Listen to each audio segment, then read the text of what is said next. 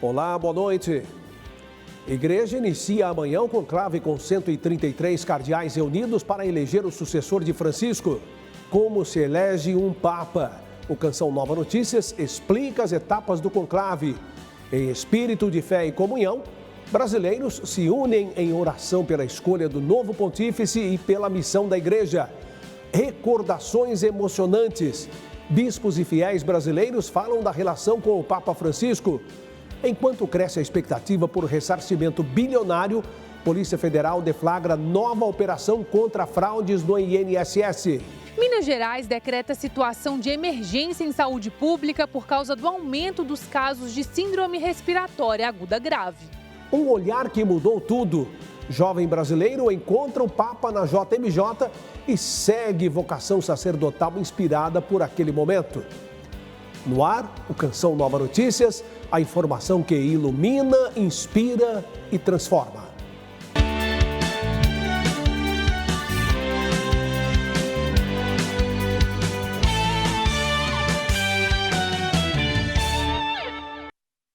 A partir de amanhã começa oficialmente o conclave.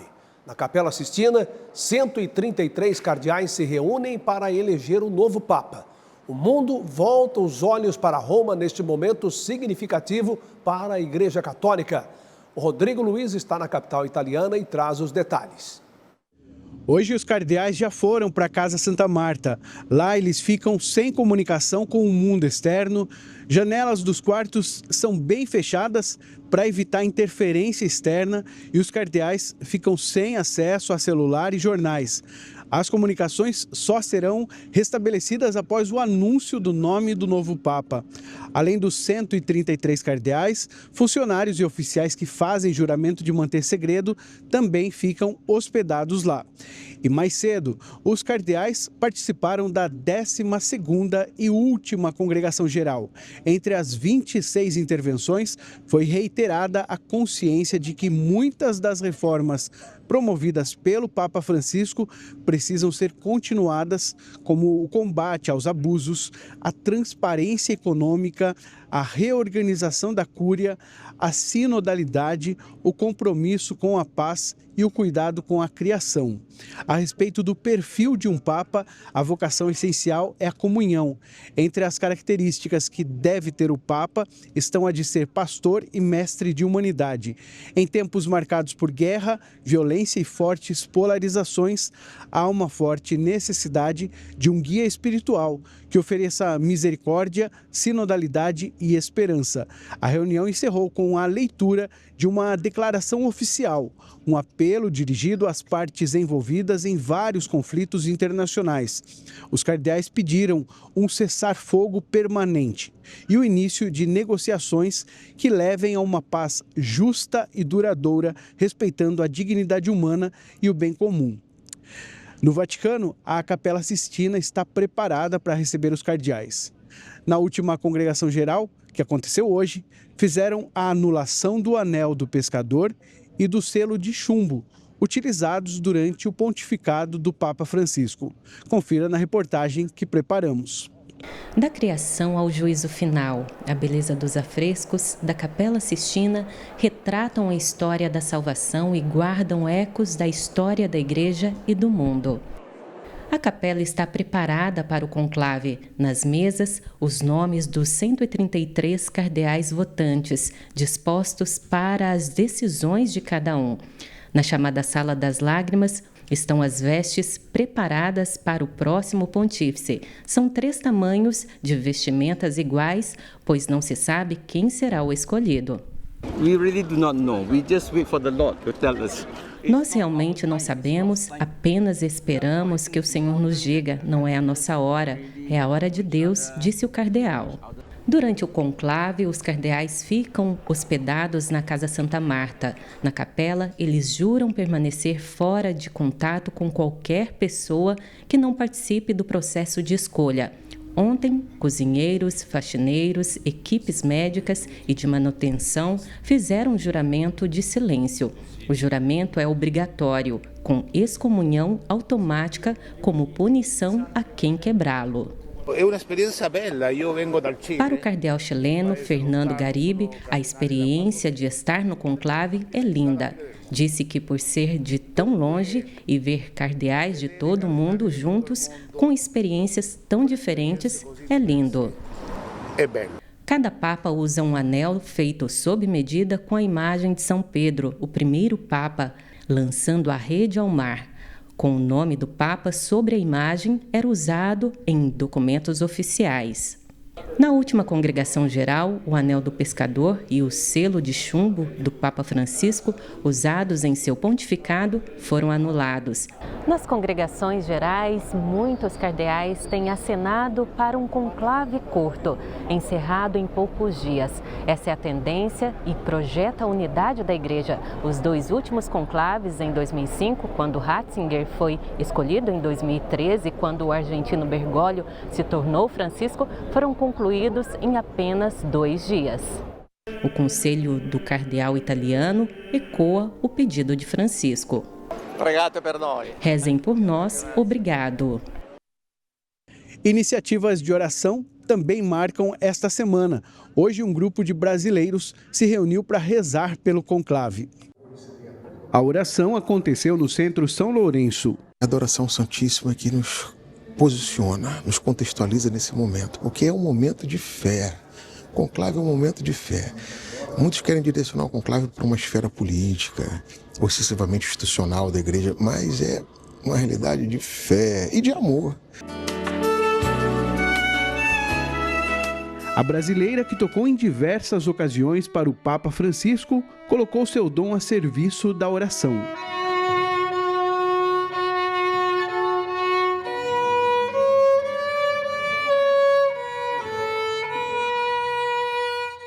No aniversário de 86 e de 87 anos do Papa Francisco, eu fui convidada para tocar como solista. E tive um contato um pouquinho mais próximo e tive essa honra de poder ver de perto aquilo que a gente já sabe, na verdade, né? Como ele era acolhedor, como ele era amoroso e como ele era humilde, né? Sempre se preocupando nos detalhes. Para mim também é uma alegria participar desse momento. Acho que é a minha forma de rezar com a música, né? Pedindo também pela intercessão do Espírito Santo, para que a escolha seja feita da melhor forma possível para a Igreja Católica.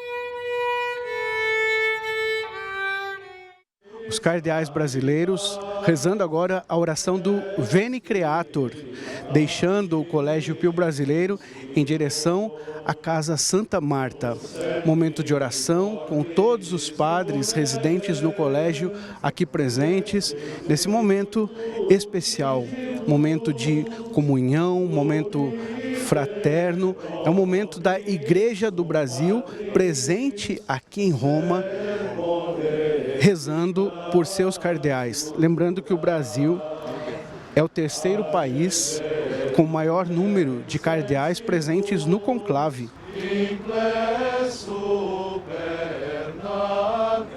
Eles seguem agora para a Casa Santa Marta. Momento decisivo para a igreja, início do conclave. Eles estão indo aqui em 2 carros. Lá eles vão se encontrar também com o Dom João Braz de Avis. E a partir de agora eles ficam sem comunicação e participam então do conclave. E esse clima de oração e expectativa vai tomando conta de todos por aqui. E nós seguimos para levar cada detalhe e deixar vocês por dentro do conclave. Rodrigo Luiz, para o Canção Nova Notícias, direto de Roma, do coração da igreja. Dias de expectativa e oração marcam o início do conclave. O Canção Nova Notícias conta agora alguns passos que conduzem à escolha do novo pontífice da Igreja Católica. 133 cardeais de 71 países se reúnem para o conclave que irá eleger o novo Papa a partir de amanhã. O cardeal eleito precisa obter cerca de 2/3 dos votos. Em latim, conclave significa fechado à chave. Um período de intensas orações até a escolha do sucessor de Pedro. Eu acredito que o conclave ele tem essa conotação de um retiro espiritual mesmo, onde os cardeais, nas suas discussões, nas conversas realizadas nas congregações gerais que antecipam o conclave, é uma oportunidade dos cardeais se conhecerem, de trocarem ideias, de pensar um pouco sobre o mundo, sobre a igreja e ali discernir à luz da oração, da reflexão, qual caminho que eles vão tomar na escolha de um novo Papa, de um novo pontífice. A fumaça preta mostra que ainda não há uma definição. Já a fumaça branca, esperada geralmente por uma multidão na Praça de São Pedro, revela ao mundo que a escolha já foi feita. Habemus Papa. A partir daí, quais são os passos do futuro Papa? Então, nessa apresentação do novo Papa, ela é dividida em 3 etapas. Primeiro, o anúncio. E no segundo momento, o protodiácono diz qual é a identidade desse novo Papa, qual o cardeal que foi eleito para assumir essa missão. Georgium Marium Sancte Romani Ecclesiae Cardinalem Bergoglio. E num terceiro momento, ele vai anunciar qual o nome escolhido. Qui sibi nomen imposuit Franciscum. Logo que o Papa é apresentado, ocorre então a bênção Urbi et Orbi, da cidade para o mundo. Essa bênção, ela acontece na verdade 2 vezes no ano, por ocasião da Páscoa e do Natal. Mas também acontece por ocasião da eleição do novo Papa. Ao conceder a bênção Urbi et Orbi, o pontífice celebra a missa Pro Ecclesia na Capela Sistina, juntamente com o Colégio Cardinalício. O novo Papa se aproxima então desse túmulo ali embaixo do altar, onde está o tesouro de São Pedro, que são os restos mortais do apóstolo. Ele junto com os patriarcas do Oriente, e de lá se tira então o anel do pescador, que é símbolo do pontificado, e o palio, que é símbolo do pastoreio. 2 diáconos sobem com esses objetos de lá do túmulo de São Pedro e o Papa vem atrás e se faz a procissão com os cardeais para o trono, para o lugar da presidência. E o palio do Papa representa essa universalidade do rebanho do Senhor, que é próprio do ministério de Pedro. E o segundo momento é a entrega do anel do pescador, que simboliza mesmo essa união com a igreja, com Cristo, daquele que conduz, em nome de Cristo, o rebanho do Senhor.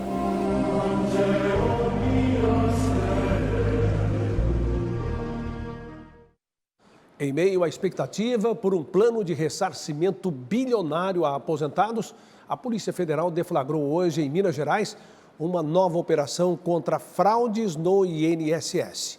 O prejuízo passa de 11 milhões e meio de reais, por isso nós vamos ao vivo agora a Brasília com a Aline Campelo, que traz mais detalhes para nós. Ô Aline, boa noite para você. Boa noite, Reinaldo, e a todos. Bem, em Minas Gerais, a Polícia Federal identificou um grupo criminoso que atuava há quase 2 décadas fraudando o INSS.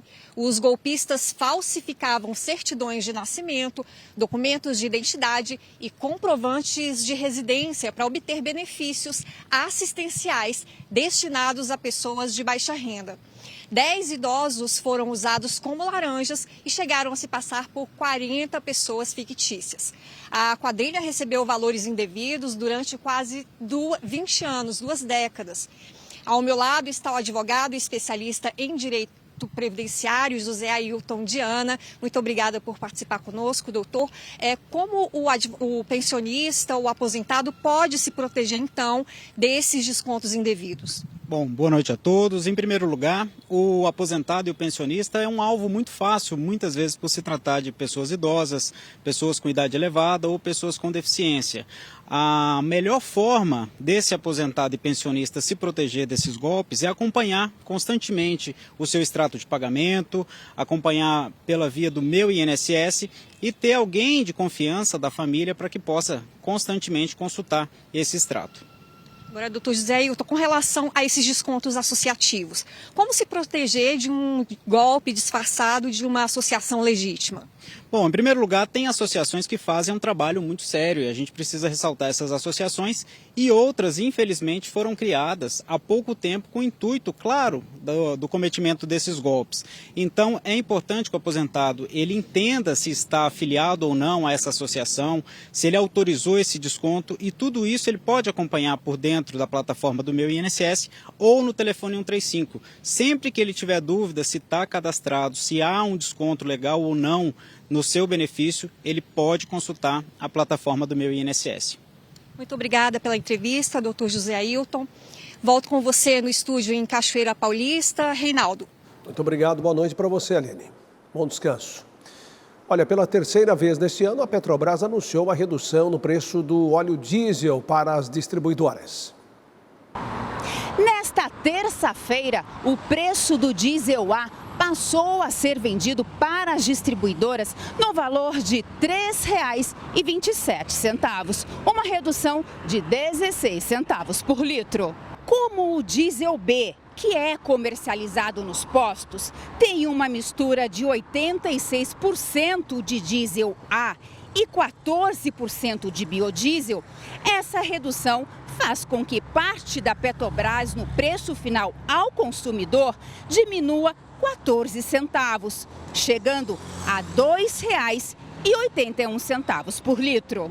Desde dezembro de 2022, a estatal já reduziu o preço do diesel em R$ 1,22 por litro, o que representa uma queda de 27,2%. De São Paulo, Luciana Santos, para o Canção Nova Notícias. É tempo de homenagear quem cuida com amor e entrega. Com a chegada do Dia das Mães, filhos buscam as melhores promoções e o comércio se aquece. A previsão é de mais de 37 bilhões de reais em movimentação. Mas quando o presente carrega afeto, o valor vai muito além do preço. Na última semana antes do Dia das Mães, o movimento é intenso no comércio. Consumidores buscam promoções e pesquisam preços, como é o caso do Arthur. Eu vou sair para comprar esses dias mesmo com meu pai e com a minha irmã. A gente vai escolher um presente especial para minha mãe. É bom demais, né? Porque minha mãe faz tudo por mim, pela minha irmã, pela nossa família, né? Então sempre que a gente pode presentear algo, mesmo que seja barato, algo, sabe, de importância que ela goste, para a gente tá excelente. A recente pesquisa da Confederação Nacional de Dirigentes Lojistas e do Serviço de Proteção ao Crédito mostrou que 78% dos consumidores devem comprar ao menos um presente nesse período. Mães, sogras ou esposas serão as mais presenteadas. Perfumes lideraram a lista de preferências dos consumidores nesse ano, seguido por roupas, calçados, acessórios e os cosméticos também. Apesar do crescimento no número de pessoas que escolhem fazer as compras pela internet, neste Dia das Mães, a pesquisa apontou que 8 em cada 10 consumidores preferem ir até a loja física. Os dados vieram acompanhados de um alerta. Mais de 30% daqueles que pretendem ir às compras nesse período estão com contas atrasadas. A recomendação é que o consumidor não saia do seu orçamento, que ele procure ir para a loja só com aquilo que ele pode comprar. As lojas presenciais são ainda a preferência do consumidor, então é importante pesquisar os preços em várias lojas, negociar um bom desconto. Quando possível, dividir o presente, às vezes, com o irmão, para conseguir fazer com tudo caber no orçamento. Mas não é só pelo presente em si. 51% dos ouvidos disseram que as mães merecem ser lembradas nesta data em retribuição ao carinho e esforço dedicado. E isso, segundo as próprias mães, vale mais que qualquer item ou valor. Presente não precisa ser comprado. Durante muitos anos, meus filhos pintavam camisetas, pintavam cartões. E isso é muito maior do que qualquer coisa que se compre em um shopping. Demonstração de amor é sempre mais gostosa, né? Em casa a gente tem uma tradição de fazer um café da manhã, né? Assim, no Dia das Mães ou no Dia dos Pais, né? A mãe ou o pai dorme, as crianças e a mãe ou o pai prepara o café da manhã e essa é a parte mais gostosa, né? O presente vem depois, mas ter a família unida é muito mais importante. Com a chegada do outono, aumentam também os casos de doenças respiratórias. Em Minas Gerais, o número de internações preocupa e já acende o alerta das autoridades de saúde. Há uma semana, Eloá tem sintomas gripais. Na madrugada desta terça-feira, os sintomas se agravaram e a mãe Vanessa procurou atendimento médico. Falta de ar, dor nas costas, que ela está sentindo, e tosse seca. Aí eu trouxe ela hoje, porque essa noite eu dormi nada com ela, muito falta de ar. A febre alta fez Lívia levar Arthur, de 1 ano, ao centro materno-infantil. Na mesma época do ano passado, o pequeno precisou ficar internado. Ano passado ele pegou bronquite, ele tinha no dia que fez 2 meses, né, Cid? Não, ele já estava, só que no dia que fez 2 meses precisou de ser internado. Aí ele ficou no oxigênio e com a sonda de alimentação. As mães e os pequenos são de Contagem, cidade da região metropolitana de Belo Horizonte, que decretou situação de emergência em saúde pública por causa do número de internações ligadas à síndrome respiratória aguda grave. A gente tinha um tempo médio de permanência nos nossos leitos, algo próximo de 6 dias, e a gente passou a ter um tempo médio de permanência próximo de 11 dias. Ou seja, especialmente as crianças passaram a apresentar casos mais graves, o que nos preocupou bastante. O aumento do número de internações por síndrome respiratória tem sido uma realidade em Minas Gerais como um todo. Só em 2025 já foram quase 27.500 internações por esse motivo no estado. Os principais pacientes têm sido crianças e idosos. Os números expressivos de síndromes respiratórias levaram o governo de Minas a também decretar situação de emergência em saúde pública em todo o estado. Muitas ações só são possíveis com um decreto de emergência. Por exemplo, na FEMIG, na contratação emergencial de trabalhadores da saúde, especialmente da enfermagem, para abertura de novos leitos. Por isso, estamos fazendo o decreto de emergência. O aumento na circulação de vírus respiratórios é uma das marcas do outono e inverno. Por isso, a pediatra alerta, é preciso mais atenção e prevenção nessa época do ano. A gente tem que evitar as aglomerações, né? Lugares cheios de pessoas, com pouca ventilação, aumenta o risco da transmissão dos vírus. Lavar as mãos com água e sabão com mais frequência, fazer o uso do álcool em gel 70% e manter a caderneta de vacinas atualizada. Oi, boa noite. O sistema de alta pressão mantém o tempo seco na maior parte do Brasil Central até quinta-feira. Minas Gerais é um dos estados afetados pelo fenômeno, o que explica o aumento de casos da síndrome respiratória aguda grave que a gente viu na reportagem. Amanhã o tempo será estável no noroeste de Minas, Triângulo Mineiro e também no interior de São Paulo, com níveis de umidade que se aproximam dos 30%. No centro-oeste do país, a umidade também pode atingir níveis mais baixos, principalmente na região de Brasília. A capital do país deve ter máxima de 26 graus amanhã e sem possibilidade de chuva.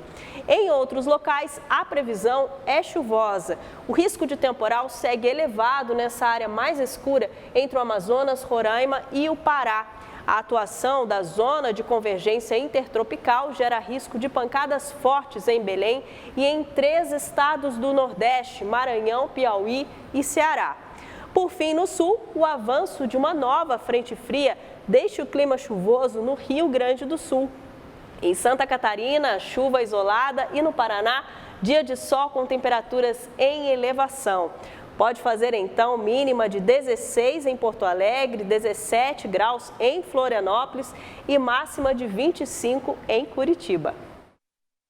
A Arquidiocese de Aracaju intensificou sua programação de orações e missas neste tempo de conclave. A intenção é unir os fiéis na intercessão pela escolha do novo sucessor de Pedro. Quem traz os detalhes é o repórter Silas Santos.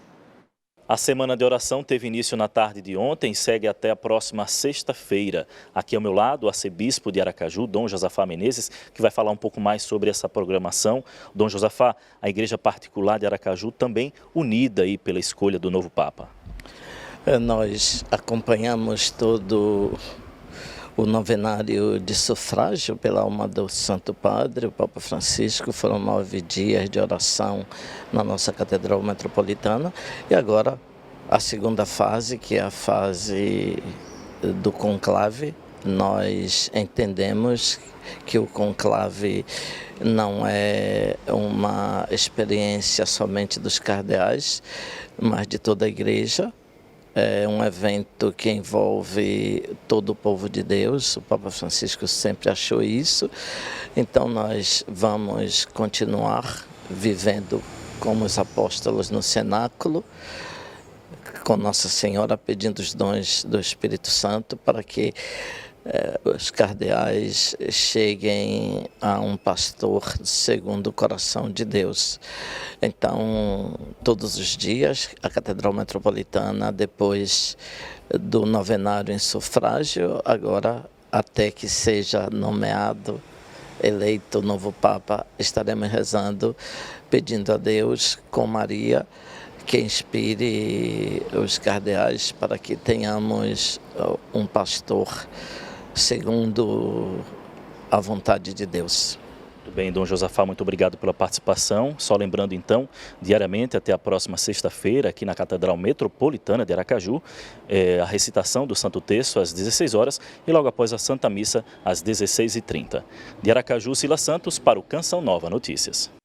Estamos de volta com Canção Nova Notícias para falar agora da Faculdade Canção Nova, que realiza a 14ª Jornada Acadêmica, destacando o papel ético da comunicação em tempos de polarização. Nós vamos chamar o Rafael Leal, que é coordenador do curso de jornalismo e neste momento atua como repórter, trazendo os detalhes para nós. Ô Rafael, boa noite, seja bem-vindo. Boa noite, Reinaldo. Olha, sempre uma satisfação poder participar aqui do Canção Nova Notícias. Realmente fazia tempo, que nós não nos encontrávamos, mas enfim, cá estou muito bem acompanhado, inclusive com alunos do curso de jornalismo e de rádio e TV, nessa 14ª Jornada de Comunicação realizada aqui pela Faculdade Canção Nova, onde nesse momento estamos numa das oficinas ministradas pelo André Gula, que está aí como cinegrafista, inclusive aqui comigo, transmitindo para os alunos essa noção do manuseio dos equipamentos, a entrada ao vivo. Então, eles estão podendo ver aqui na prática essa entrada ao vivo no nosso telejornal. Enfim, estamos aqui com os nossos alunos. Vou conversar aqui com a Fernanda Lima. Fernanda, nós estamos também aqui no ninho, ou seja, da nossa faculdade, onde muitos alunos são formados, inclusive os alunos da nossa comunidade, da comunidade Canção Nova. Como que está sendo para você essa experiência de realizar o curso de jornalismo aqui na Faculdade Canção Nova e também de participar dessa oficina com o André? Olha, já começo dizendo que para mim esse momento da oficina é um dos mais esperados do ano. Eu fico já contando os dias, porque como eu estou no meu 2º ano de faculdade, então ano passado também foi uma experiência rica, maravilhosa, e esse ano está sendo completamente diferente. Então eu sou a moda antiga, já estou com o meu bloquinho de notas aqui, já fazendo as observações, porque eu penso que a faculdade é essa oportunidade da gente crescer e ao mesmo tempo, sempre aprender, sempre existe algo novo. O conhecimento ele é fascinante, então eu faço essa experiência aqui de sempre, ao chegar na sala de aula, entender que eu vou descobrir uma coisa nova, que vai ser além daquilo que a gente também vive, daquilo que a gente experimenta no próprio jornalismo em si. Então, para mim, é uma riqueza. Muito obrigado, Fernanda. Bom, e aqui próximo a mim, está o coordenador do curso de Rádio e TV, Danielson Freire. Danielson, como é que foi preparar essa 14ª Jornada de Comunicação para os nossos alunos aqui da faculdade? Foi uma honra, é uma honra preparar, juntos, tanto você, Rafael, quanto eu, o curso de Rádio, Televisão e Jornalismo, e poder servir à comunicação e ao aprendizado dos nossos alunos. E a oficina, por exemplo, é uma contribuição extra, é um plus, é um a mais, complementando aquilo que é esse ensino-aprendizado que é próprio de uma faculdade para os nossos alunos. Então, nós procuramos trazer aquilo que nós não temos e capacitá-los ainda mais em vista do mercado de trabalho, o futuro mercado de trabalho. Obrigado, Danielson, pela participação. Pois é, a nossa jornada de comunicação vai até sexta-feira com muitas palestras, convidados especiais e você pode, inclusive, acompanhar pelo YouTube da Faculdade Canção Nova. Reinaldo, é um prazer estar com você. Até uma próxima oportunidade, hein? Muito obrigado, boa noite para você, bom fim de noite, boa jornada, na Faculdade Canção Nova. Olha, o conclave é mais que uma eleição, é um momento de escuta profunda, discernimento espiritual. Enquanto o mundo observa, a igreja se volta à oração, pedindo luz para eleger aquele que será o novo pastor do rebanho da Igreja Católica. Vejam só, nós estamos com 12% de nossa meta na campanha do projeto Dai-me Almas nesse início de maio. Vá lá, acesse clube.cançãonova.com, faça sua doação ou doe pelo Pix com a chave pix.doação@cançãonova.com. A Canção Nova agradece e o nosso obrigado por seu comprometimento. Quando um olhar encontra um chamado, tudo pode mudar. Foi assim com Natan, que viveu um encontro transformador com o Papa Francisco na Jornada Mundial da Juventude em 2013. Um momento que o impulsionou a seguir a voz interior que o conduz hoje à vida sacerdotal. Um misto de sentimentos tomou conta do coração do pequeno Natan ao viver uma experiência marcante, o encontro com o Papa Francisco, durante a Jornada Mundial da Juventude no Rio de Janeiro, em 2013. A experiência de ver o Papa de perto, eu digo que é uma experiência de fé. O que eu senti é indescritível. O abraço, a troca de olhares, o carinho. Esses foram alguns dos gestos que marcaram o encontro entre Natan e o Papa. O tempo foi curto, mas o suficiente para que o jovem dirigisse palavras sinceras ao pontífice e recebesse dele uma resposta acolhedora. E ali eu falei para ele, eu não falei nem meu nome, eu não falei nada de mim, eu só falei para ele: Santo Padre, eu quero ser padre, eu quero ser sacerdote da Igreja de Cristo. Ele disse: ore por mim que eu oro por ti, como sempre pedindo as nossas orações. Depois daquele momento, a vida de Natan não foi mais a mesma. Um presente recebido do Santo Padre também se tornou um marco nessa jornada de fé, que o conduziria ao discernimento da vocação sacerdotal. Passou um tempo da jornada, veio em casa um jornalista credenciado do Vaticano, o André, um grande vaticanista, e no final ele me entrega com muito carinho a facsímile da cruz que o Santo Padre havia mandado para mim, para minha mamãe e para o meu padrasto. Com a notícia do falecimento do Papa Francisco, foi a mãe de Natan que lhe comunicou. A dor foi imediata, como se tivesse perdido um parente próximo, alguém com quem partilhou um momento íntimo e transformador. A sensação que eu tive foi como se de fato eu tivesse perdido um pai ao coração. Até hoje eu confesso que me sinto um pouco anestesiado. É uma figura presente na minha vida. Mas Deus vai nos fortalecendo. Aos que sentem o chamado à vida sacerdotal, religiosa ou comunitária, mas ainda não deram o passo decisivo, Natan deixa uma mensagem. Vale a pena confiar e responder ao chamado de Deus. Deus não nos pede aquilo que Ele não nos ajuda. A figura do Papa foi um auxílio, um intercessor, um apoio na minha caminhada. Não tenham medo de corresponder ao chamado de Deus. É isso, Natan. Persevere no caminho, hein? Com estilo próximo e palavras que inspiram. O Papa Francisco marcou sua presença na vida de muita gente desde o início do pontificado. Nesta edição, o Canção Nova Notícias apresenta relatos de bispos, padres e fiéis que compartilharam encontros com o pontífice. Ao longo de 12 anos, inúmeros frutos foram gerados por meio do pontificado de Francisco. Muita gente se deixou alcançar por esta mensagem.